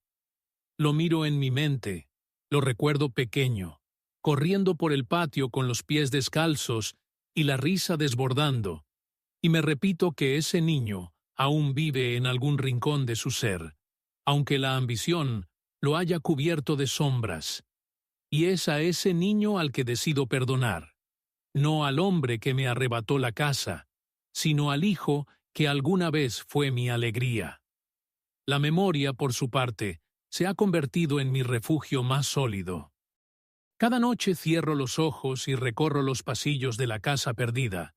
Escucho los ecos de María llamando a cenar. Veo la estatura de mis hijos marcada en la puerta. Siento el aroma del pan recién horneado y el murmullo del manzano en el patio. En esos instantes comprendo que, aunque los papeles digan otra cosa, la casa sigue viva dentro de mí, porque nadie puede desalojar a un hombre de sus recuerdos. Esa certeza me da paz, porque sé que, mientras yo la recuerde, la casa no estará del todo perdida, y al final, lo que queda no es la propiedad ni la riqueza, sino la dignidad con la que viviste. Yo puedo decir, con la frente en alto, que trabajé toda mi vida para levantar un hogar, que nunca me rendí, que entregué todo lo que tenía por amor a mi familia. Esa es mi verdadera herencia, la que dejo escrita en mis cuadernos y en las historias que cuento, la que espero que un día alguien lea y entienda, aunque mi hijo nunca lo haga. Si estas palabras sobreviven, si alguien en el futuro descubre en ellas el testimonio de un hombre que perdió su casa, pero no su dignidad, entonces mi vida no habrá sido en vano. Porque la casa ya no me pertenece, pero mi historia sí. Y esa historia nadie podrá venderla jamás. Y así cierro este relato, no con un grito de dolor, sino con la serenidad de quien ha comprendido que al final de todo lo que nos queda es el amor que dimos, la memoria que guardamos y la dignidad que supimos conservar incluso cuando todo lo demás se derrumbó.